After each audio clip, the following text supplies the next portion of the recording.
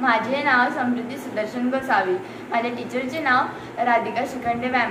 Academy Everest abacus academy. तयार आहे? Ready? चलो.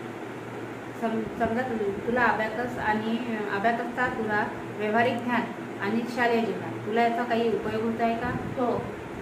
तर मला तू सपोज सांग, आता तुझी आई घरी नाही आहे आणि बाबा पण घरी नाही आहे.